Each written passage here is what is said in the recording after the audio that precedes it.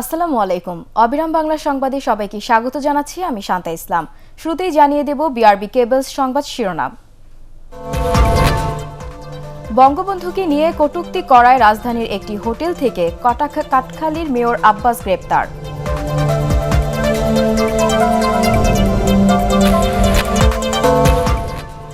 রাজধানীর বাসে হাফ ভাড়া আজ থেকে সারা দেশে বাস্তবায়নের দাবি শিক্ষার্থীদের।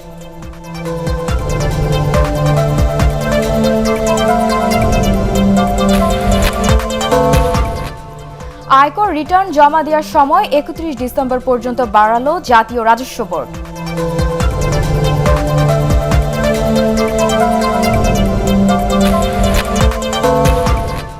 এবং চট্টগ্রাম বরিশাল নৌপথে যাত্রী নিয়ে আবারও শুরু হচ্ছে জাহাজ চলাচল।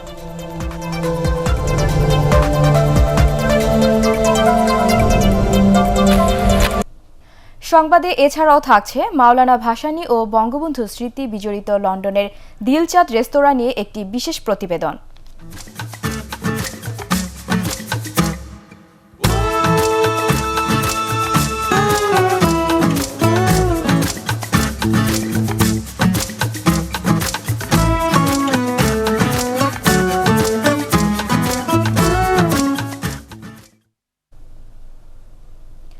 এবার বিস্তারিত সংবাদ। বঙ্গবন্ধু শেখ মুজিবুর রহমানের মুরাল নিয়ে কটূক্তির অভিযোগে রাজশাহীর কাটাখালী পৌরসভার মেয়র আব্বাস আলীকে গ্রেপ্তার করেছে র্যাব। সকালে রাজধানীর কাকরাইলের ইশাখা হোটেল থেকে তাকে গ্রেপ্তার করা হয়। এর আগে ভোরে হোটেলটি ঘিরে রাখে র্যাব। কয়েকদিন আগে মেয়র আব্বাস আলীর একটি অডিও ক্লিপ ভাইরাল হওয়ার পর উত্তপ্ত হয়ে ওঠে স্থানীয় রাজনীতির মাঠ, যেখানে তিনি বঙ্গবন্ধুর মুরাল স্থাপন করলে পাপ হবে এমন মন্তব্য করেন। এরপর থেকে মেয়র আব্বাসের দৃষ্টান্তমূলক শাস্তির দাবিতে মাঠে নামেন আওয়ামী লীগ ও অঙ্গ সংগঠনের নেতাকর্মী, মুক্তিযোদ্ধা ও জনপ্রতিনিধিরা। পরে তার বিরুদ্ধে ডিজিটাল নিরাপত্তা আইনে মামলা হয়। এই ঘটনার জেরে তাকে কাটাখালী পৌর আওয়ামী লীগের আহ্বায়কের পদ থেকে বহিষ্কার করা হয়।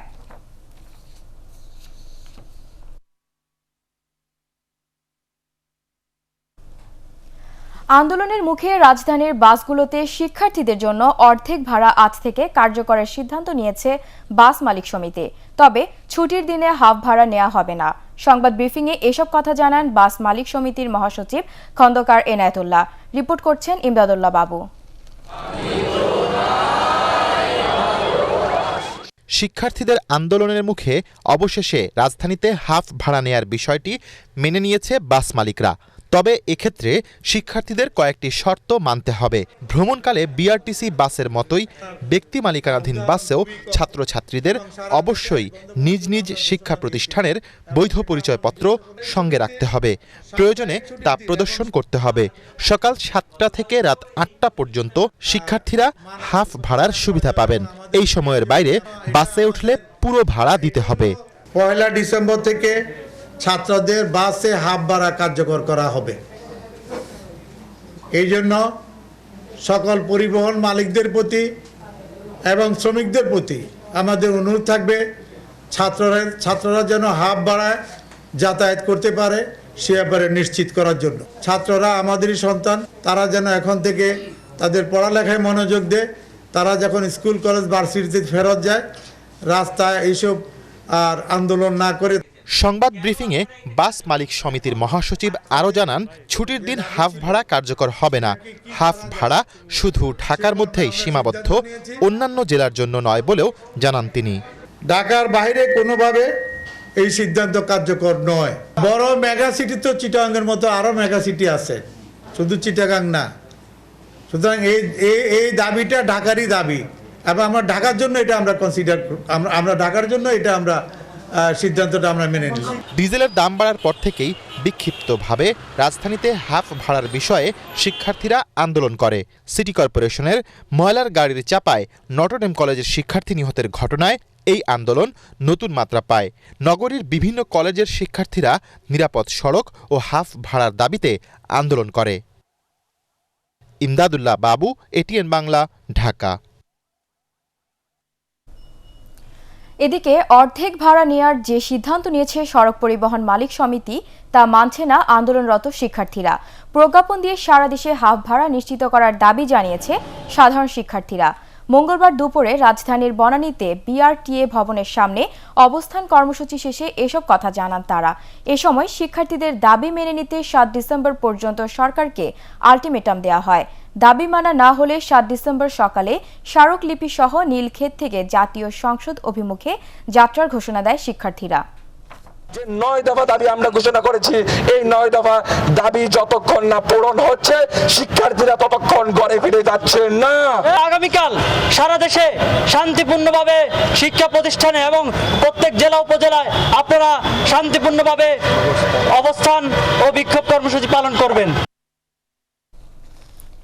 রাজধানীর রামপুরায় বাস চাপায় শিক্ষার্থী নিহতের ঘটনায় সড়ক অবরোধ করে বিক্ষোভ করে শিক্ষার্থীরা। এতে রামপুরা সহ আশপাশের রাস্তায় যান চলাচল বন্ধ হয়ে যায়। নিরাপদ সড়কের দাবি আদায় না হওয়া পর্যন্ত তাদের আন্দোলন চলবে বলে জানায় স্কুল কলেজের শিক্ষার্থীরা। বিস্তারিত জানাচ্ছেন শফিকুল ইসলাম শামীম। রামপুরায় বাস চাপায় শিক্ষার্থী মাইনুদ্দিন ইসলাম দুর্জয় নিহতের ঘটনায় বিক্ষুব্ধ হয়ে উঠেছে শিক্ষার্থীরা। নিরাপদ সড়কের দাবিতে তারা আবারও রাজপথে। সকালে রামপুরা ব্রিজ থেকে আবুল হোটেল পর্যন্ত রাস্তা অবরোধ করে নিহতের সহপাঠীরা। এতে ওই রাস্তায় যান চলাচল পুরোপুরি বন্ধ হয়ে যায়। এ সময় বিক্ষুব্ধ শিক্ষার্থীরা দাবি আদায়ের পক্ষে বিভিন্ন স্লোগান দেয়। প্রশাসন কি করতেছে? প্রশাসনের কোনো দায়িত্ব নাই আমাদের উপর। তারা দেখতেছে একটার পর একটা অ্যাক্সিডেন্ট হচ্ছে, আমাদের কোনো বিচারই দেওয়া হচ্ছে না। আমাদের ভাই বোনেরা রাস্তায় নিরাপদভাবে চলাচল করতে পারে না। আমরা বিচার চাই, নিরাপদ সড়ক চাই। এভাবে কতজন শিক্ষার্থী মারা গেলে আমরা নিরাপদ সড়ক পাবো? বিভিন্ন সড়কে যানবাহন থামিয়ে শিক্ষার্থীরা কাগজপত্র ও চালকদের ড্রাইভিং লাইসেন্স পরীক্ষা করে। নিরাপদ সড়কের দাবি পূরণ না হওয়া পর্যন্ত তাদের আন্দোলন চলবে বলে জানান শিক্ষার্থীরা। গতকালকে একজন গেছে, ইন ফিউচার আরেকজন যাবে। আর কত এর আগে একবার হয়েছে, এর নেক্সট টাইম হবে। আমাদের দাবি না মানলে আমরা রাজপথ ছাড়বো না। যতদিন সরকার এটা মানবে না ততদিন আমরা রাজপথ ছাড়বো না। আমরা রাজপথ যাবো না, আমরা জাস্টিস চাই, আমরা বিচার চাই। সোমবার রাত 10:30টার দিকে রামপুরা ডিআইটি রোডে অনাবিল পরিবহনের একটি বাসের চাপায় মাইনুদ্দিন ইসলাম দুর্জয় মারা যান। মাইনুদ্দিন স্থানীয় একরামুন্নেসা স্কুল অ্যান্ড কলেজ থেকে এবার এসএসসি পরীক্ষা দিয়েছে। এই ঘটনায় রাতে বিক্ষুব্ধ জনতা 9টি বাস আগুন দিয়ে পুড়িয়ে দেয় এবং চালক ও হেলপারকে গণপিটুনি দিয়ে পুলিশের হাতে তুলে দেন। একের পর এক সড়ক দুর্ঘটনায় হতাশ শিক্ষার্থী সহ অভিভাবকরা। তারা আবারও রাজপথে নেমেছেন এবং তাদের দাবি যতক্ষণ পর্যন্ত নিরাপদ সড়ক আদায়ের দাবিতে তাদের যে দাবিগুলো রয়েছে সেগুলো পূরণ না হবে ততক্ষণ তাদের আন্দোলন চালিয়ে যাবেন। শফিকুল ইসলাম শামীম, এটিএন বাংলা, ঢাকা। আফ্রিকা থেকে দেশে এলেই নিজ খরচে 14 দিন বাধ্যতামূলক প্রাতিষ্ঠানিক কোয়ারেন্টাইনে থাকতে হবে। ভ্রমণের 48 ঘন্টা আগে নিয়ে আসতে হবে করোনার পরীক্ষার নেগেটিভ সনদ। করোনার নতুন ভ্যারিয়েন্ট অমিক্রনের সতর্কতায় এসব ব্যবস্থা নেওয়ার কথা জানান স্বাস্থ্যমন্ত্রী জাহিদ মালেক। 60 ঊর্ধ্বের বুস্টার ডোজ দেওয়া সহ নো ভ্যাকসিন নো সার্ভিস চালু করার পরিকল্পনার কথাও জানান তিনি।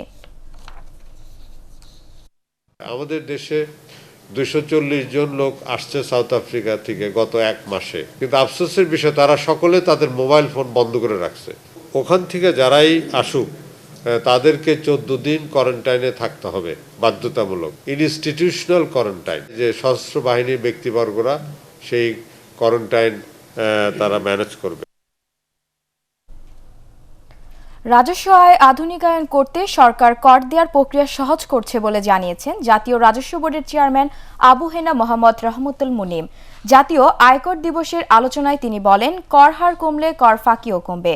এদিকে করোনা মহামারীর কারণে আয়কর রিটার্ন জমা দেওয়ার সময় 31 ডিসেম্বর পর্যন্ত বাড়িয়েছে এনবিআর। শারফুল আলমের রিপোর্ট। কর অফিসে ইটিআই নিবন্ধন, রিটার্ন দাখিল সহ অন্যান্য সেবা নিয়েছেন তারা। হয়রানি ছাড়া রিটার্ন জমা দিতে পারায় খুশি করদাতারাও। এনবিআর জানিয়েছে এখন পর্যন্ত অনলাইনে 50,000 রিটার্ন দাখিল হয়েছে। ব্যবসায়ীরা বলছেন, চাপিয়ে না দিয়ে আলোচনার ভিত্তিতে আরও বেশি রাজস্ব আদায় করা সম্ভব। ইম্পোর্ট বেসড কান্ট্রি থাকতে চাই না, যেখানে আমরা বাংলাদেশের অনেক সেক্টর এখন এসছে যারা বাংলাদেশের ডিমান্ড ফুলফিল করে এক্সপোর্টও করছেন এবং পটেনশিয়ালিটি আছে। আমি অনুরোধ করব যে সকল পটেনশিয়াল সেক্টরগুলি আছে এদেরকে এগিয়ে নিয়ে যাওয়া। অনুষ্ঠানে জানানো হয়, করযোগ্যরা কর দিলে এর হার কমিয়ে আনার সুযোগ রয়েছে। এই জন্য করদাতাদের সহযোগিতাও চান নীতি নির্ধারকরা। কর প্রদানকারীর একটি বড় অস্বস্তির জায়গা নিজে ফিজিক্যালি বিভিন্ন অফিসে দৌড়াদৌড়ি করে কর প্রদান করা, কর বিষয়ক বিভিন্ন সমস্যার সমাধানের চেষ্টা করা, এটি হল সাধারণ কর প্রদানকারীর একটি অস্বস্তির জায়গা। আমরা সেই অস্বস্তির জায়গাটা দূর করার চেষ্টা করছি, যাতে বিভিন্ন অটোমেশন প্রক্রিয়ার মাধ্যমে আমাদের কর প্রদানকারীরা স্বাচ্ছন্দ্যে তাদের কর দিতে পারে। উন্নয়ন অর্থায়নে সংস্থান করার জন্য প্রয়োজন কর বিভাগের সম্প্রসারণ, আধুনিকীকরণ ও সক্ষমতা বৃদ্ধি। বর্তমানে ডিজিটাল ইকোনমি এর যুগে ব্যবসার ধরন ও প্রকৃতি প্রতিনিয়ত পরিবর্তিত হচ্ছে। এনবিআর জানিয়েছে 2019-20 অর্থ বছরে প্রত্যক্ষ আয়করের হার ছিল 35.5 এবং পরোক্ষ করের হার ছিল 64.5%। শরফুল আলম, এটিএন বাংলা, ঢাকা। আগামী 16 জানুয়ারি অনুষ্ঠিত হবে নারায়ণগঞ্জ সিটি কর্পোরেশন নির্বাচন। একই সময়সূচিতে টাঙ্গাইল 7 আসনের উপনির্বাচন ও 5 পৌরসভায় নির্বাচনেরও তফসিল ঘোষণা করেন নির্বাচন কমিশন সচিব হুমায়ুন কবির খন্দকার। সংবাদ সম্মেলনে তিনি বলেন, তৃতীয় দফার ইউপি নির্বাচন সুষ্ঠু হলেও প্রার্থীদের সহনশীলতার অভাবে ভোট পরবর্তী সহিংসতা হয়েছে। দেখুন একরামুল হক সায়েমের রিপোর্টে। ঢাকার একেবারে নিকটে নারায়ণগঞ্জ সিটির সবশেষ নির্বাচন হয়েছিল 2016 সালের 22 ডিসেম্বর। সিটি কর্পোরেশনের বর্তমান জনপ্রতিনিধিদের মেয়াদ শেষ হচ্ছে আগামী বছর 7 ফেব্রুয়ারি। মেয়াদ শেষের 6 মাসের মধ্যে নির্বাচন অনুষ্ঠানে আইনি বাধ্যবাধকতায় নির্বাচনের তফসিল ঘোষণা করল নির্বাচন কমিশন। মনোনয়নপত্র দাখিলের শেষ তারিখ 15 ডিসেম্বর 2021। নারায়ণগঞ্জ সিটি নির্বাচনে মনোনয়নপত্র জমা দেওয়ার শেষ দিন 15 ডিসেম্বর, বাছাই 20 ডিসেম্বর, প্রার্থিতার প্রত্যাহারের শেষ দিন 27 ডিসেম্বর। পুরো নির্বাচনে ইভিএম এর মাধ্যমে ভোট নেওয়া হবে 16 জানুয়ারি। আমরা তফসিল ঘোষণা করেছি, নিঃসন্দেহে আমাদের যত ধরনের ব্যবস্থা নেওয়া দরকার সেটি নেওয়া হবে। একই সময়সূচিতে অনুষ্ঠিত হবে টাঙ্গাইল 7 আসনের উপনির্বাচনও। এছাড়া একই দিনে ভোট হবে নোয়াখালী, যশোরের ঝিকরগাছা, নাটোরের বাগাতিপাড়া, চট্টগ্রামের বাঁশখালী ও নাটোর পৌরসভার নির্বাচন। পৌরসভা, নারায়ণগঞ্জ সিটি কর্পোরেশন এবং জাতীয় সংসদ টাঙ্গাইল 7-এর 0 আসনের যে নির্বাচন সবগুলো ইভিএমের মাধ্যমে অনুষ্ঠিত হবে। সংবাদ সম্মেলনে তৃতীয় দফা ইউপি নির্বাচনে ভোট পরবর্তী সহিংসতা নিয়ে কথা বলেন ইসি সচিব। নির্বাচনটি খুবই ভালো হয়ে নির্বাচনের পরে, অর্থাৎ যখন ফলাফল ঘোষিত হয়েছে তখন এই ঘটনাগুলো ঘটেছে।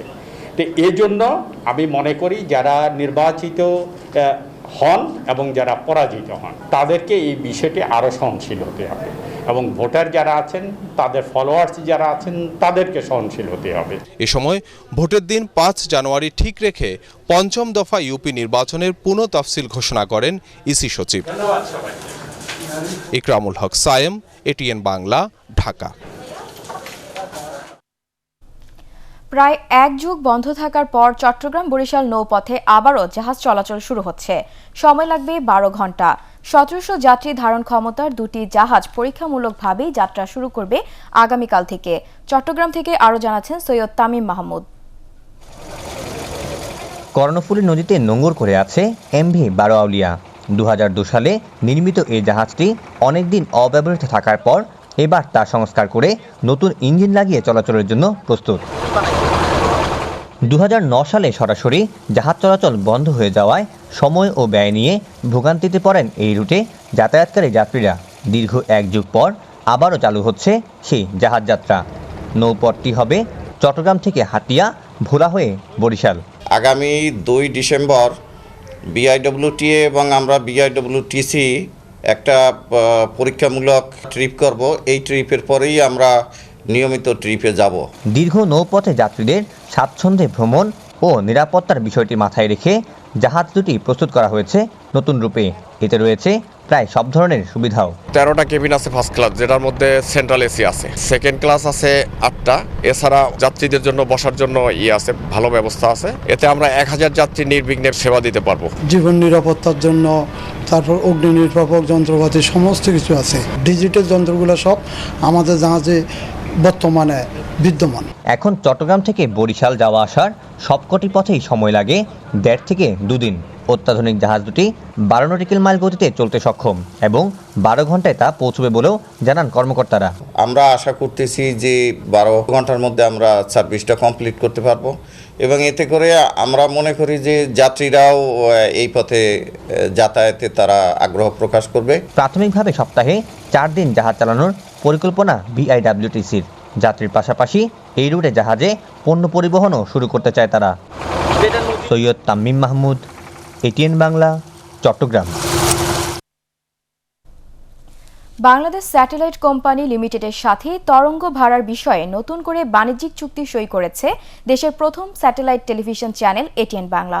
প্রতিষ্ঠানের প্রধান কার্যালয়ে এ চুক্তি স্বাক্ষর অনুষ্ঠিত হয়। এটিএন বাংলার পক্ষে চেয়ারম্যান ডক্টর মাহফুজুর রহমান এবং বাংলাদেশ স্যাটেলাইট কোম্পানির পক্ষে সহকারী মহাব্যবস্থাপক বখতিয়ার আহমেদ চুক্তিতে সই করেন।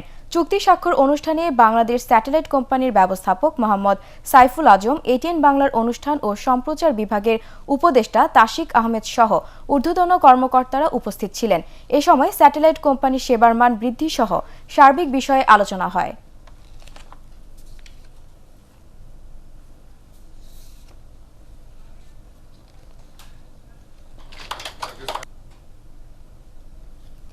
লন্ডনের ছোট্ট এক বাঙালি রেস্তোরাঁ কিন্তু আলোচিত গোটা ইউরোপ জুড়ে। বাংলাদেশের মুক্তিযুদ্ধ স্বাধীনতার ইতিহাসের সাথেও জড়িয়ে আছে লন্ডনের এই দিলচাঁদ রেস্তোরাঁর নাম। মাওলানা ভাসানী, বঙ্গবন্ধু শেখ মুজিবুর রহমান থেকে প্রধানমন্ত্রী শেখ হাসিনা পর্যন্ত অনেক নেতাই গেছেন সেখানে। লন্ডন থেকে ফিরে আরও জানাচ্ছেন কেরামতুল্লাহ বিপ্লব।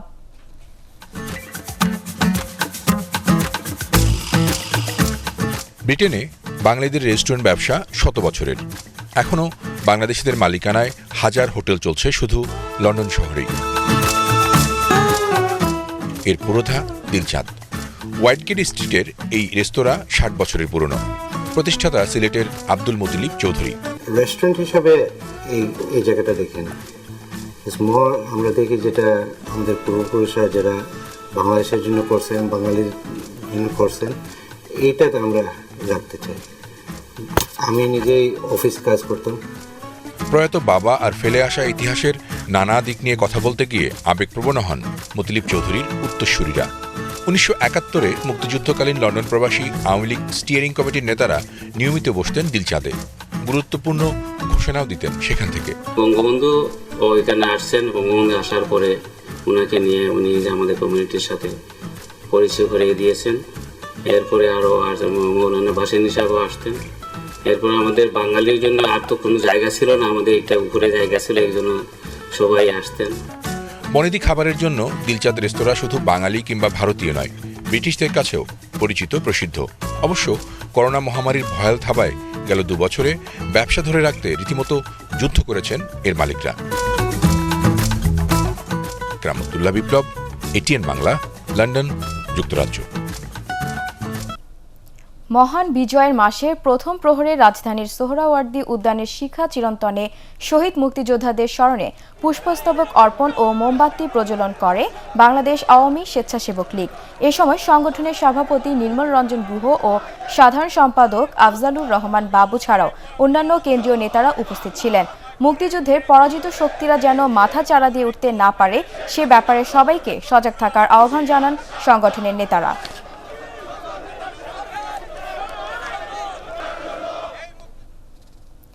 আন্তর্জাতিক সংবাদ।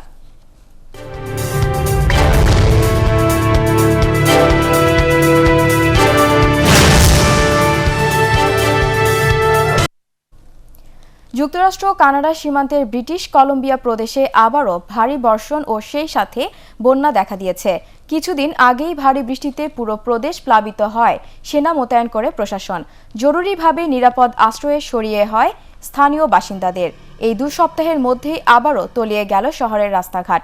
এর আগে স্থানীয় গির্জাগুলো প্রাথমিক আশ্রয়কেন্দ্র হিসেবে ব্যবহার করা হলেও এবারের বন্যায় তলিয়ে গেছে এসব ধর্মীয় প্রতিষ্ঠানও। এদিকে সপ্তাহ জুড়েই টানা ভারী বৃষ্টিপাতের আশঙ্কার কথা জানিয়েছে স্থানীয় আবহাওয়া দফতর। পরিবেশ বিপর্যয়ের মারাত্মক প্রভাবেই ব্রিটিশ কলম্বিয়া এমন দুর্যোগের মুখে পড়েছে বলে মনে করছেন পরিবেশবিদরা। অস্ট্রেলিয়ার কেন্দ্রীয় পার্লামেন্টের 1/3 কর্মী যৌন হয়রানির শিকার। সেট দ্য স্ট্যান্ডার্ড নামের ওই প্রতিবেদনে বলা হয়েছে যৌন হয়রানির শিকার হওয়াদের বেশিরভাগই নারী। 1723 ব্যক্তি ও 33টি সংস্থার সাক্ষাৎকারের ভিত্তিতে তৈরি করা প্রতিবেদনটি মঙ্গলবার পার্লামেন্টে উপস্থাপন করা হয়। সাবেক এক কর্মী ব্রিটানি হিগিন্স এক মন্ত্রীর কার্যালয়ে ধর্ষণের শিকার হওয়ার অভিযোগে তোলার পর ওই তদন্ত কমিটি গঠন করা হয়। যৌন হয়রানি কমাতে প্রতিবেদনে নেতৃত্ব সহ কর্মক্ষেত্রে জেন্ডার ভারসাম্য রক্ষা করা ও অ্যালকোহল ব্যবহারের সংস্কৃতি কমিয়ে আনার সুপারিশ করা হয়েছে। বিএনপি চেয়ারপারসন বেগম খালেদা জিয়ার সুস্থতা কামনা ও বিদেশে সুচিকিৎসার দাবিতে যুক্তরাষ্ট্রের নিউ ইয়র্কে সমাবেশ করেছেন দলটির প্রবাসী নেতারা। জ্যাকসন হাইটসের একটি সম্মেলন কেন্দ্রে প্রবাসী বাংলাদেশি নাগরিক সমাজ আয়োজিত সমাবেশে অংশ নেন যুক্তরাষ্ট্র বিএনপি ও অঙ্গ সংগঠন এবং বিভিন্ন অরাজনৈতিক সংগঠনের নেতৃবৃন্দ। সমাবেশে সভাপতিত্ব করেন কাজী সাখাওয়াত হোসেন আজম, পরিচালনা করেন মোহাম্মদ কাশেম। সভা শেষে বেগম খালেদা জিয়ার সুস্থতা কামনা করে দোয়া করা হয়। বাংলাদেশ পাকিস্তান সিরিজের খবর।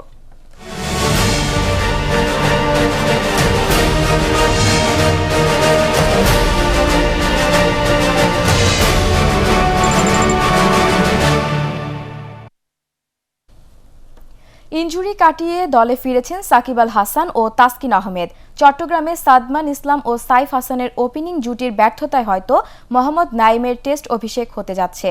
সীমিত ওভারের ক্রিকেটে পরীক্ষিত এই ব্যাটসম্যান প্রথমবার টেস্ট দলে ডাক পেয়েছেন। প্রথম টেস্টের শেষ মুহূর্তে ডাক পাওয়া খালেদ হোসেন ও শহীদুল ইসলাম জায়গা ধরে রেখেছেন।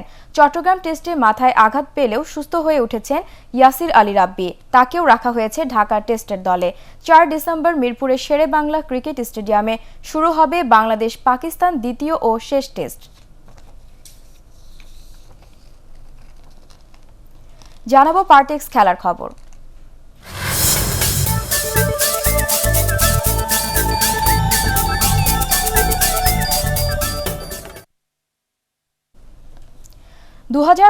ওয়ানডে বিশ্বকাপের মূল পর্ব নিশ্চিত করে ঢাকায় এসেছে বাংলাদেশ নারী ক্রিকেট দল। করোনা ভাইরাসের প্রভাবে কয়েক দফা ফ্লাইট বাতিলের পর মাস্কাট থেকে প্রায় 7 ঘন্টার ভ্রমণ শেষে সকালে হযরত শাহজালাল আন্তর্জাতিক বিমানবন্দরে অবতরণ করে জাহানারা সালমাদের বহনকারী বিমান। তবে এখনই কেউ বাসায় ফিরতে পারবে না। কোভিড প্রোটোকল অনুযায়ী হোটেল সোনারগাঁওয়ে কোয়ারেন্টিনে থাকবেন নারী ক্রিকেট দলের সদস্যরা। করোনার নতুন ধরন অমিক্রনের প্রভাবে জিম্বাবুয়েতে মাঝপথেই বাতিল হয়ে যায় বিশ্বকাপের বাছাই পর্ব। তবে র্যাঙ্কিংয়ে এগিয়ে থাকায় প্রথমবারের মতো ওয়ানডে বিশ্বকাপের খেলার সুযোগ পায় নারী ক্রিকেট দল। স্বাধীনতা কাপ ফুটবলে চট্টগ্রাম আবাহনীর সঙ্গে 1-1 গোলে ড্র করেছে পুলিশ এফসি। কমলাপুরের বীরশ্রেষ্ঠ শহীদ সিপাহী মোস্তফা কামাল স্টেডিয়ামে বি গ্রুপের ম্যাচে প্রথমার্ধে কোনো দল গোলের দেখা পায়নি। গোলশূন্য প্রথমার্ধের পর দ্বিতীয়ার্ধের শুরুতেই ডেনিলসন রদ্রিগেজ এগিয়ে দেন পুলিশ এফসিকে। গোল শোধে বেশি সময় নেয়নি চট্টগ্রামের দলটি। পরের মিনিটেই স্পটিংকে সমতা ফেরান তাদের নাইজেরিয়ান খেলোয়াড় পিটার। বাকি সময়ে আর কোনো গোল না হওয়ায় পয়েন্ট ভাগাভাগি করে মাঠ ছাড়ে দুদল।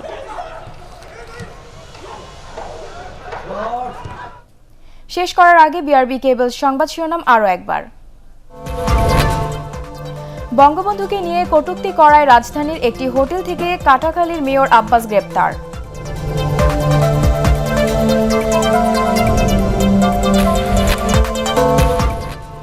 রাজধানীর বাসে হাফ ভাড়া আজ থেকে সারা দেশে বাস্তবায়নের দাবি শিক্ষার্থীদের।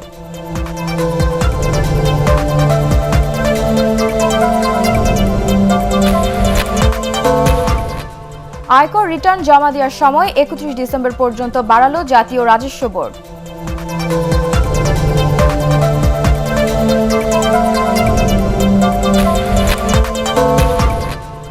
এবং চট্টগ্রাম বরিশাল নৌপথে যাত্রী নিয়ে আবারও শুরু হচ্ছে জাহাজ চলাচল।